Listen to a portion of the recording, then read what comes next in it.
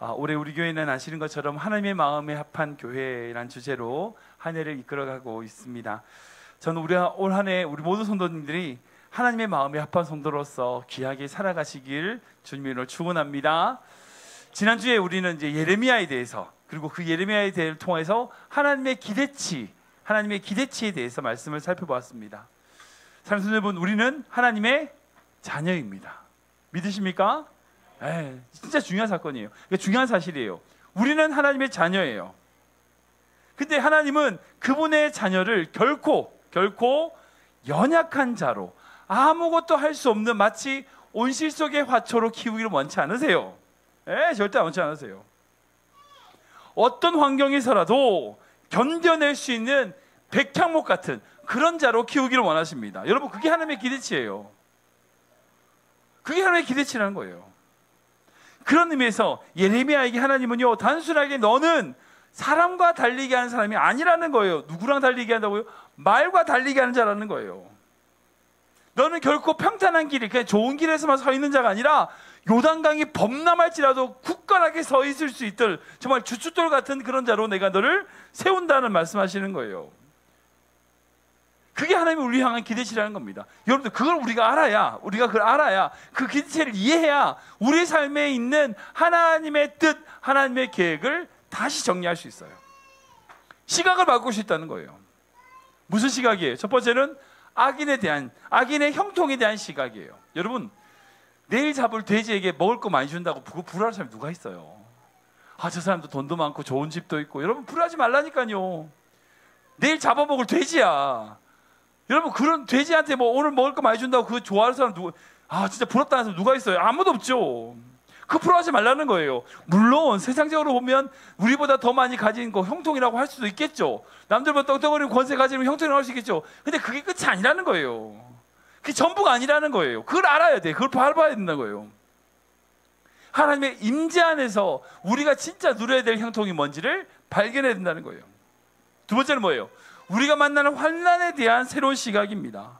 그러니까 하나님이 우리를 훈련시킨다는 거예요. 그 훈련은 결코 우리를 망하게 하는 게 아니에요. 주님의 뜻 안에서 우리를 새롭게 하는 겁니다. 새롭게. 제가 이 말씀드리면서 성경의 한나를 예를 들었죠. 한나는요, 결코 자신을 충동하고 자기를 놀리는 분인나하고 싸워서는 안 돼요. 분인나 머리채 잡아 끌어가지고. 여러분, 그게 한나의 싸움이 아니에요. 한나가 해야 될 싸움은 뭐예요? 사무엘을 키워내는 거예요. 사무엘을 낳고 사무엘을 키워내는 거예요. 그게 한나가 진짜 싸워야 될 싸움이라는 거예요. 우리 삶도 마찬가지입니다. 우리가 지금 우리 주변에 있는 어떤 여러분 만나게 되는 환난과 어려움, 여러분 진짜 그 환난과 어려움이 아니에요. 그 뒤에 하나님이 예비하시는 진짜 우리가 싸워야 될 싸움이 있다는 거예요. 그 싸움을 싸워 나가는 말미암아 하나님이 기대하는 그 기대치만큼 성장해 가는 거예요. 잘 생각해 보세요. No gain, no pain. 고통 없으면요, 잘하는 거 없어요. 우리가 잘하려면 반드시 고통을 통해서 성장하게 돼 있어요. 반드시 하나님은 여러분들을 그냥 내버려 두지 않으실 거예요. 제가 장담할게요. 내버려 두지 않으실 거예요. 반드시 훈련 가운데 여러분들을 불러내시고 그걸 통해서 여러분들이 어떻게 해요? 말과 달리는, 어떤 풍랑이 온다 할지라도 주춧돌처럼 굳건하게 서 있는 그런 믿음의 성도로 세워나가실 줄 믿으시기 바랍니다. 옆에 분에게 인사할까요? 하나님의 마음에 합한 성도 됩시다. 아멘. 오늘은 방금 읽었던 요나서 말씀을 가지고 하나님 앞에 당당하게, 요나의 모습 통해서 하나님 앞에 당당하기라는 제목으로 말씀을 좀 나누기 원합니다. 여러분들, 성경을 보면 여러 인물들이 등장하잖아요. 제가 쭉 이제 27명쯤 계속 말씀을 나누고 있는데, 여러분 성경에 나오는 가장 용감한 사람이 누구라고 생각이 드세요? 제일 용감한 사람, 브레이브 하트, 누굴 것 같아요? 다윗. 그렇죠. 다윗. 골리앗 앞에 자신감 있게 싸우는 그 다윗의 모습. 그럴 수 있죠. 어떤 사람 다니엘이라고 할 수 있겠어요. 다니엘이 정말 우리 지난번에 나눴잖아요.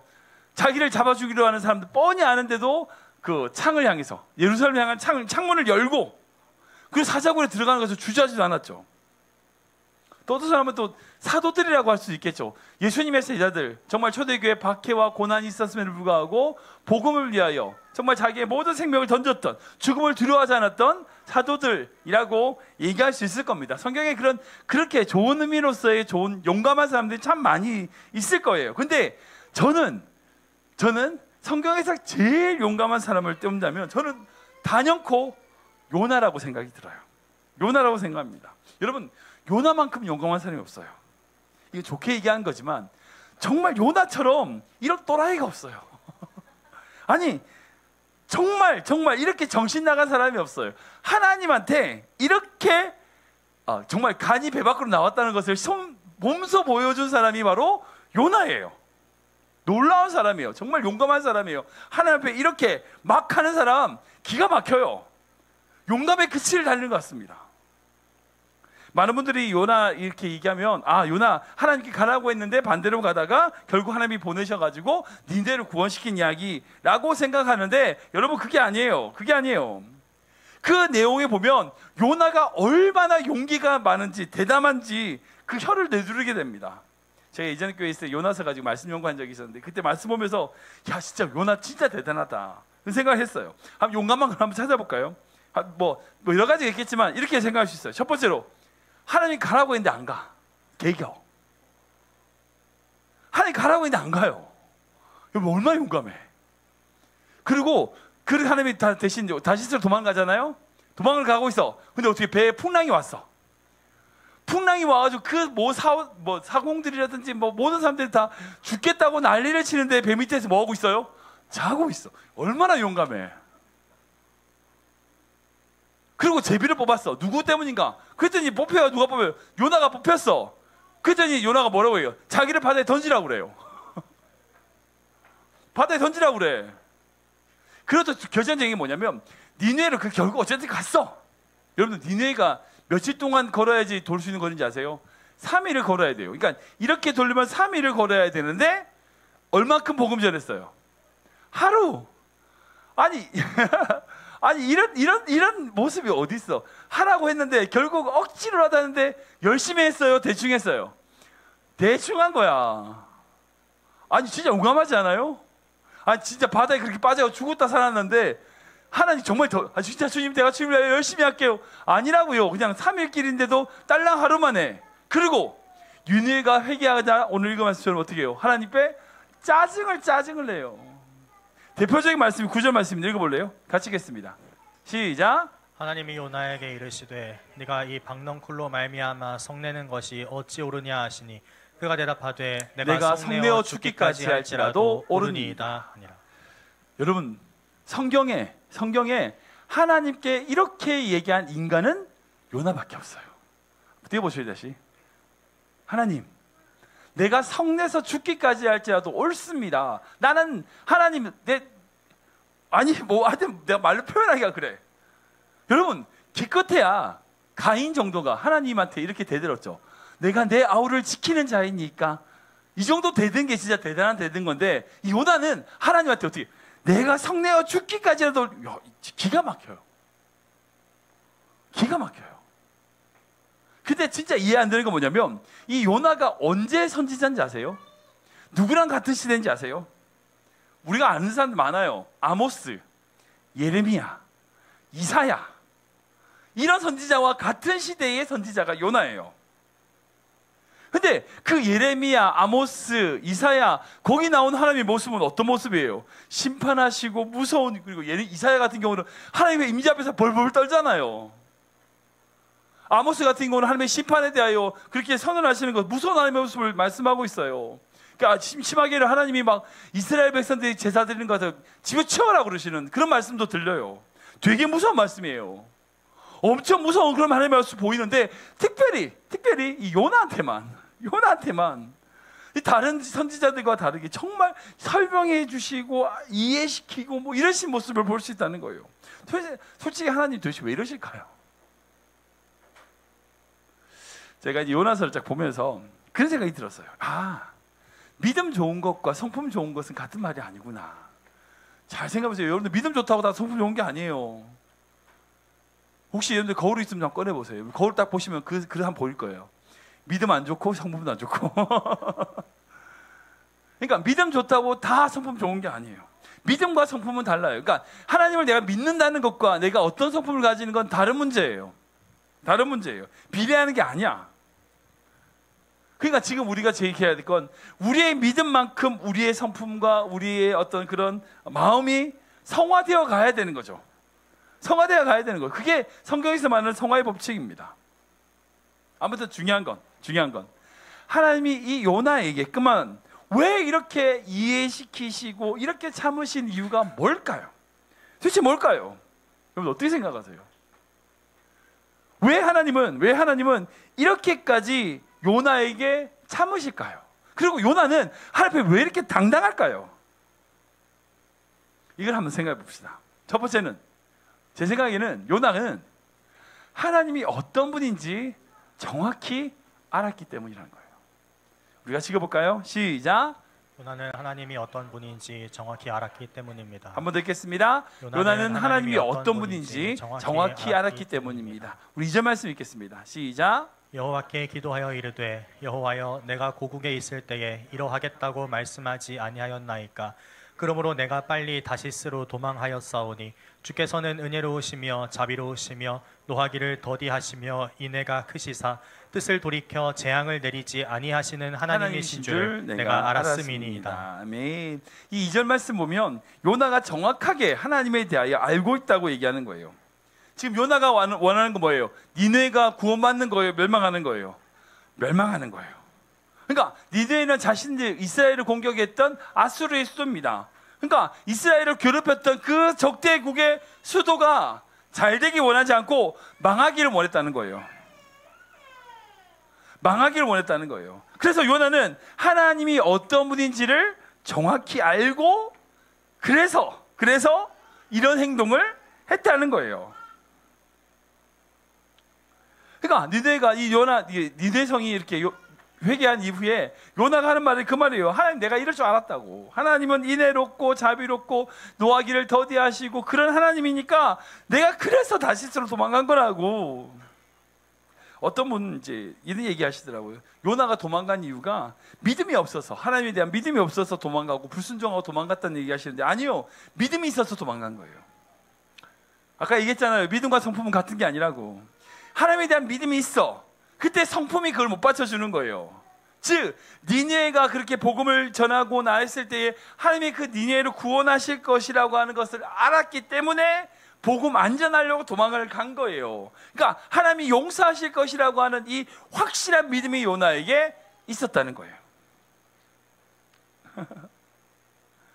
그러니까 믿음이 없어서 하나님 몰라서 하나님께 이렇게 대들고 그렇게 하나님께 대하여 항변하는 것이 아니라 하나님을 너무 잘 알았기 때문에 이렇게 하나님께 대들고 있다는 거예요. 하나님이 어떤 분이에요? 나의 아버지라는 거예요. 마치 하나님을 나의 아빠처럼 생각하고 이렇게 막 대들고 화를 내는 거죠. 하나님이 저에게 주신 축복 중에 가장 귀한 축복이 우리 성경이 대교입니다. 우리 아들 대교가 LA에서 잘 지내고 있죠. 아무튼 저희 아이들이 이제 어렸을 때 우리가 늘 했던 게 있어요. 뭐냐면 잠자기 전에 기도하는 시간을 가지는 거예요. 그래서 제가 어렸을 때 우리 애들하고 잠자기 게임 이런 거 재우려고 막 그런 별의별 게 다 했었는데 아무튼 그랬었어요. 근데 잠자기 전에 이제 돌아가면서 기도를 하게 시켰거든요. 어렸을 때. 지금은 절대 못하지만 어렸을 때 그렇게 기도를 시켰어요. 근데 기도를 하는데 이제 성경이랑 대교랑 서로 누가 먼저 기도하냐, 너 누나 먼저 해라, 니 먼저 해라 이래서 싸우기 시작한 거야. 하도 나 말을 안 듣고 싸움 진정을 안 시키고 진정이 안 되고 막 그렇게 싸움이 나니까 제가 이제 얘기하면서 너 안 잘 거면 나가. 제가 아들한테 그랬어요. 야, 너 안 잘 거면 집 나가 이렇게 얘기했어요.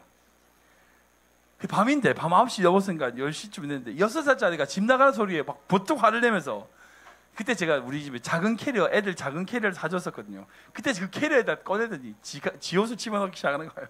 집 나가겠다는 거야. 집 나가겠다는 거야. 어떻게 아빠 이제 나 필요 없다는 거죠. 난 나갈 거라고. 집 나간다고. 여러분 그래가지고 저희 사모가 들어왔어. 누가 혼났을까요? 근데 당연하죠. 내가 혼났죠. 못 재운다고. 똑바로 못 재운다고. 결국 저희 사모가 와서 난 나가고 저희 사모가 쫙 정리해서 재우고.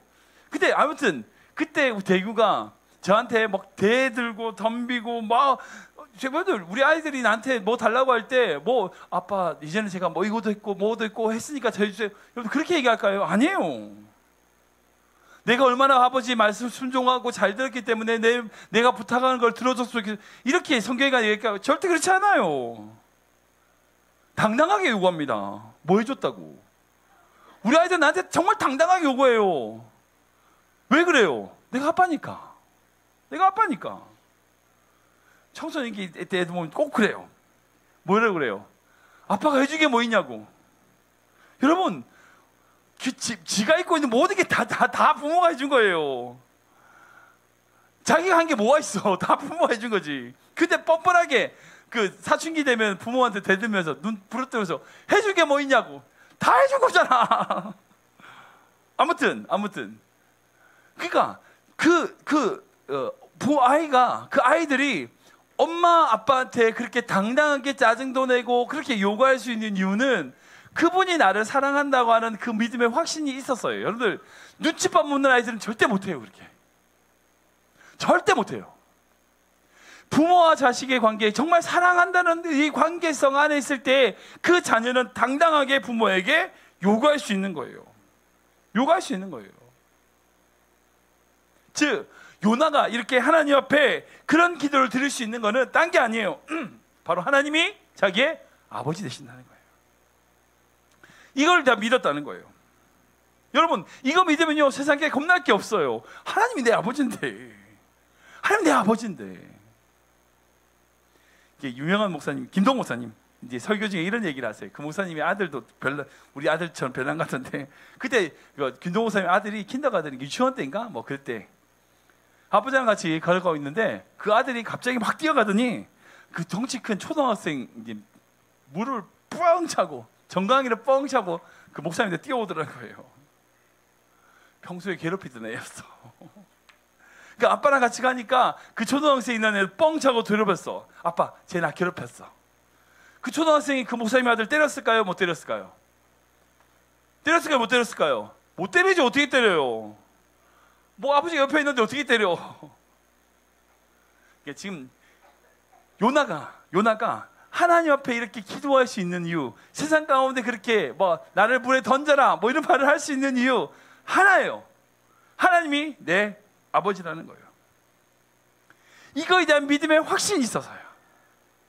제가 지금 여러분들한테 하나님한테 막대야 된다 그 말을 하는 그런 게 아니에요.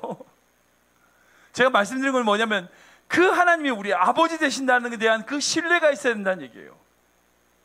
그 신뢰를 가지고 벌벌 떨면서 신앙생활하는 것이 아니라 내가 어떤 상황일지라도 하나님께 당당하게 하나님의 은혜를 요구할 수 있는 그런 자세, 믿음의 용기가 될 수 있어야 된다는 거예요. 하나님 앞에 막 하라는 얘기가 아니라 우리가 대부분의 신앙생활 하면서 어떻게 해요? 하나님을 무조건 무서운 하나님, 어떤 하나님, 두려운 하나님, 여러분 그렇게 생각하지 마시라고. 여러분들 아빠라고요. 여러분들 모든 것을 이해하고 사랑하시고 붙들어 주시는 하나님이에요. 여러분 그 하나님을 바라보세요. 그리고 그 하나님의 사랑 안에서 자유를 누린 자 되어야 된다는 거예요. 두 번째로 요나가 이렇게 당당할 수 있는 게 뭐냐? 바로 하나님의 목적이 니느웨가 아니라 요나라는 거예요. 읽어볼까요? 시작. 하나님의 목적은 니느웨가 아닌 오직 요나였기 때문입니다. 한번 더 읽겠습니다. 하나님의 목적은 니느웨가 아닌 오직 요나였기 때문입니다. 우리 10절 11절 말씀 같이 읽겠습니다. 시작. 여호와께서 이르시되 내가 수고도 아니하였고 재배도 아니하였고 하룻밤에 났다가 하룻밤에 말라버린 이 박농굴을 아꼈거든. 하물며 이 큰 성읍 니느웨에는 좌우를 분별하지 못하는 자가 12만여 명이요 가축도 많이 있나니 내가 어찌 아끼지 아니하겠느냐 하시니라. 아멘. 이 요나서는 이 11절 내가 아끼지 않겠느냐라고 하는 이 하나님의 말씀으로 끝이 납니다. 이 뒤의 내용은 열려있는 결말이에요. 어떻게 결론이 되는지는 몰라요. 알 수가 없습니다. 그러나 적어도 이 모든 과정을 지나면서 발견할 수 있는 중요한 사실이 있어요. 그게 뭐냐? 그 요나를 향한 하나님의 계획이라는 거예요. 생각해 보세요. 하나님께서 이스라엘 백성 중에 니느웨를 정말 구하는 게 목적이라면 그 요나 말고 보낼 사람이 없을까요? 생각해 보세요. 정말 하나님의 니느웨를 구하는 게 목적이라면 요나 말고 다른 사람 보내는 게 훨씬 낫지 않았을까? 아니 참 정말 보낸 사람이 그밖에 없었을까? 그 시대에 다른 선지자가 있었다니까요. 그 나훔도 있었고 아모스도 있었고 예레미야도 있었고 이사야도 있었어요. 근데 왜 하나님 마치 애걸복걸하듯이 요나를 보내세고 꼼짝 못하시는 모습을 그리고 심하게 뭐 준비하세요? 도망가니까 폭풍 준비하죠. 바다에 폭풍해서 큰 물고기 준비하죠. 물고기에 토하고 나니까 뭐 그렇게 가게 하시고 또 박너클 준비하고 동풍 준비하고 지금 요나 하나 바꾸려고 얼마나 하나님이 뭘 준비를 많이 하세요. 결국 하나님이 그 요나에게 하나님 주시고 싶은 말씀과 뜻이 있다는 거예요. 솔직히 선생님도 아실지 모르겠지만 이 니느웨 성은요 결국 어떻게 돼요? 멸망해요. BC 612년에 갈대아와 메데 즉 페르시아에 의해서 멸망합니다. 그리고 똑같은 시대에 비슷한 시대에 요나는 이 니느웨 성의 구원을 얘기하지만 나훔이라고 하는 선지자는 이 니느웨가 멸망할 것을 예언을 해요. 그리고 이 나훔의 선지자의 말대로 이 니느웨는 멸망합니다. 그러면 하나님이 그렇게 요나를 억지로 보내가지고 그렇게 요나를 그렇게 니느웨를 보내신 이유는 뭘까요? 하나님이 정말 니느웨를 대시 뭐 그런 하나님의 뜻이 거짓입니까? 하나님 거짓말하는 분일까요?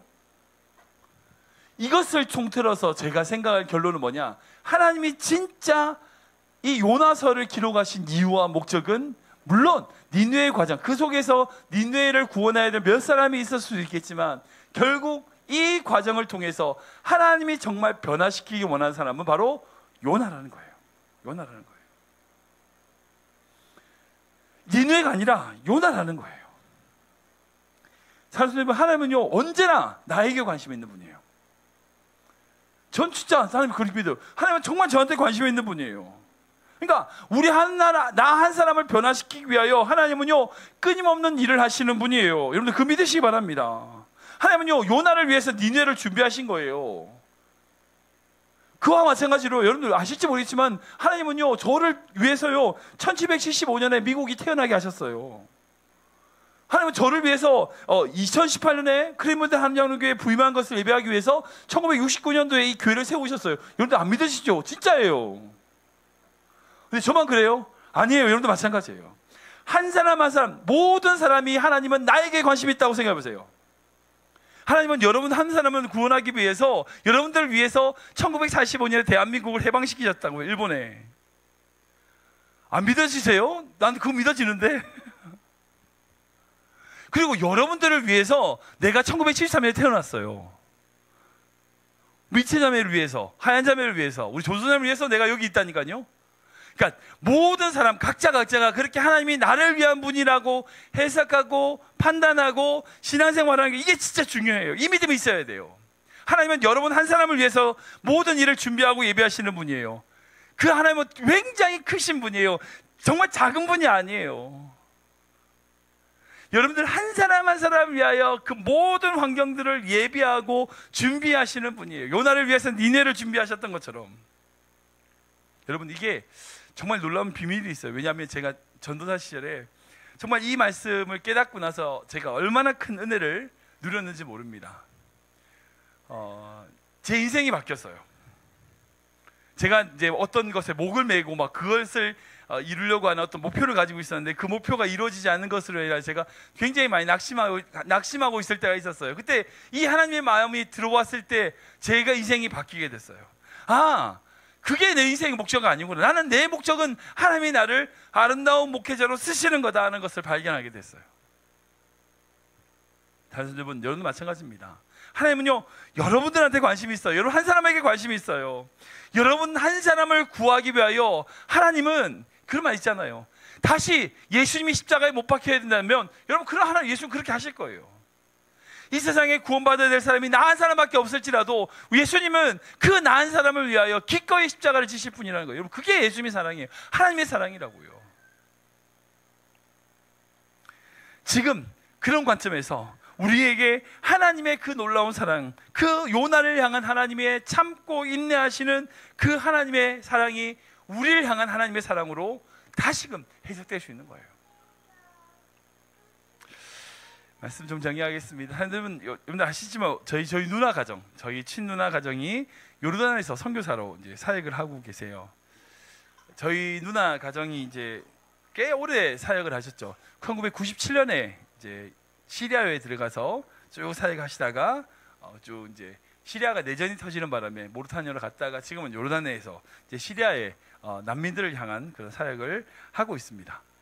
제 기억으로는 한 2008년쯤이었던 것 같아요. 저희 누나가 가서 이제 안식년을 해서 한국에 잠깐 들어와서 저희 부모님하고 저희 가정하고 저희 누나 가정하고 다 같이 밀양에 가서 이제 즐거운 좀 시간을 가진 적이 있었어요. 그때 아이들이 이제 성경이 그때 5살, 4살 이때였을 것 같아요. 그때 같이 막 즐겁게 시간을 보내고 아이들 다 재우고 나서 저녁에 어른들끼리 이제 얘기하는 시간을 가지게 됐습니다. 그때 저희 아버지께서 저희 매형에게, 저희 누나와 매형에게 하신 말씀이 있었어요. 2008년도였어요. 2007년, 2008년 그때였어요. 그러니까 15년 전이죠. 그때 저희 부모님이 저희 매형하고 누나에게 뭐라고 얘기하냐면, 그 당시에 중동 전문가가 없으니까 네가 이제 거기서 이제 저희 매형한테 다마스커스에 있었거든요. 다마스커스에서 박사학위하고 공부하고 그렇게 준비한 다음에 한국에 들어올 준비를 해라. 그런 얘기를 하신 거예요. 왜냐하면 한국에도 이제 선교사를 파송하고 해야 되고 그 중동에 대한 전문가가 없는 시절이니까 거기서 중동에서 10년 정도 살았으면 그 중동의 언어라든지 그런 걸 문화라든지 이런 것들 잘 알 수 있으니까 그렇게 와서 좀 한국 중동 전문가로서 그런 일을 좀 감당해라 이런 얘기를 막 얘기하셨어요. 저도 막 도왔죠. 맞다고 그렇게 해야 된다고. 그러니까 지금 한국에 그런 중동 전문가 없으니까 매형이 그렇게 공부해서 보면 정말 좋은 그런 사역을 할 수 있을 거라고 막 옆에서 저도 막 부추겼죠. 그때 저희 누나가 울면서 대답을 했던 이야기를 제가 평생 잊지 못해요. 뭐라고 얘기하냐면 자신들도 매형하고 누나도 한국에 오고 싶다는 거예요. 물론 오고 싶고 거기서 살면 더 편하고 좋고, 근데 그게 아니라는 거예요. 저희 누나가 뭐라고 하냐면 처음에는 자기가 시리아를 위해서 간 줄 알았대. 시리아 사람들을 긍휼히 여기고 시리아 사람들을 위해서 하나님이 자기를 보내셨다라고 생각을 했는데 시간이 지나 보니까 그게 아니라는 거예요. 하나님께서 시리아를 위하여 나를 보내신 게 아니라 나를 위해서 시리아라고 하는 나라를 있게 하신다는 거예요. 저희 누나 고백이에요. 그러니까 내가 시리아를 위해서 가는 게 아니라 내가 그 자리에 있는 게 하나님과 제일 깊은 관계를 이룰 수 있는, 하나님을 경험할 수 있는 자리들, 복된 자리들이라는 거예요. 저희 누나가 그렇게 울면서 그 얘기를 하는데 제가 머리 확 맞는 것처럼 이제 얻어맞는 그 충격을 받았던 적이 있습니다. 하나님은요 절대 여러분들을 써먹으려고 부르는 분 아니에요. 착각하지 마세요.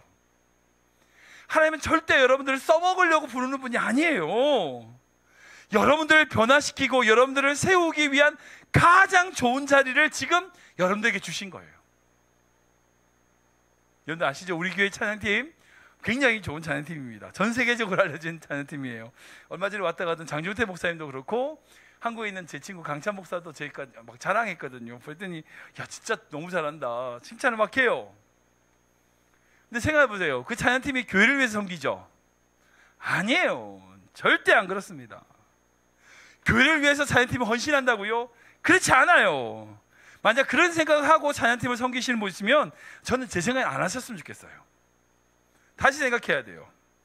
교회를 위해서 여러분들이 헌신하는 게 아니에요. 그 사람이, 그 찬양팀이 한 명 한 명이 예배를 드리는 가장 좋은 자리가 그 찬양팀인 거예요. 무슨 똑같은 말이지 달라요. 여러분들 교회를 위해서 내가 희생하고 번신하고 봉사한다 아니라고요. 하나님이 여러분들에게 주시는 가장 복된 자리가 그 자리이기 때문에 거기 있는 거예요. 미디어팀도 마찬가지. 우리 너무 고생하는데 지수자매하고 우리 사인자매, 또 오늘 없지만 한나자매, 우리 권혁우 선도님, 미디어팀도 너무너무 고생하죠. 교회를 위해서 헌신하는 게 아니에요. 그분들이 예배드리는 가장 좋은 자리가 그 자리인 거예요. 섬기는 그 사람을 위해서 하나님이 예비하고 준비하신 자리라는 거예요. 안수 집사님들, 장로님들, 권사님들, 집사님들 교회에서 봉사하고 섬기는 거 다 마찬가지예요. 다 마찬가지예요. 하나님은 여러분들을 변화시키는 게 목적이에요. 그래서 거기 두신 거예요. 그걸 우리가 배워야 돼. 자꾸 하나님을 어떻게 생각하냐면 우리의 어떤 필요한 걸 뺏어가려는 분, 내지는 우리를 써먹으려는 분, 여러분 그렇게 생각하면 안 돼요. 하나님이 우리에게 주시는 그 자리는 우리에게 있어서 가장 복된 자리이기 때문에 그 자리를 감사할 수 있는 거예요. 이 믿음이 있으면 어떤 자리에서도 하나님 앞에서 당당할 수 있어요. 당당할 수 있어요. 우리가 정말 이 도나처럼 하나님 앞에 당당하게 나아가야 됩니다. 마치 요즘 성도님들 중에 하나님을, 어떤 성도를 보면요, 하나님을 옆집 아저씨로 생각해요. 좋은 것도 주고 좋은 용돈도 주는 무슨 먼 친척같이 생각하시는 분이 있어요. 아니에요. 그분은 우리 아버지입니다. 아빠예요. 그러게 그분께 우리의 모든 마음을 쏟아놔야 돼요. 여러분들, 하나님의 마음에 합한 자라고 하는 우리 다윗, 우리 계속 나누지만 다윗의 시편을 보면요, 별의별 얘기 다 있어요. 뭐 하나님의 원망하는 얘기, 뭐 그건 부지기수예요. 심지어는 자기를 괴롭히는 원수를 막 저주하는 이야기도 있어요. 빌어먹게 해달라고 뭐 그런 얘기도 있어요. 여러분, 다윗이 그냥 자기 모든 마음을 하나님 앞에 거짓으로, 아니요, 진심으로 하나님 앞에 다 쏟아놓는 거예요. 다 내어놓는 거예요. 그게 진짜 기도예요. 그러니까 어떤 사람은 자기가 지금 기도하면 하나님 욕할 것 같아서 기도 못한다. 아니에요. 욕하는 것이 차라리 기도 안 하는 것보다 훨씬 나아요. 다 해도 돼요. 기도해요. 쏟아놔요. 이런데 모든 감정을 하나님 앞에 다 쏟아놔요. 그렇게 쏟아놔야지, 내려놔야지 그 마음에 하나님이 주시는 은혜와 평강을 누릴 수 있는 거예요. 또한 하나님이 우리를 향한 계획이 있음을 믿어야 돼요. 지금 우리의 모든 환경은 하나님이 우리를 위하여 예비하신 가장 놀라운 선물이라는 거예요. 우리가 이 믿음 가져야 됩니다. 그럴 때 정말 하나님 앞에 당당한 요나의 모습처럼 믿음으로 주 앞에 나아가야 될 줄 믿으시기 바랍니다. 우리 안에 있는 모든 한계를 뛰어넘어 우리의 주신 모든 시간, 여러분 결코 헛된 것이 없습니다. 주님의 뜻을 알고 날마다 나아가는 우리 귀한 믿음의 성도 되시길 주님을 축원합니다.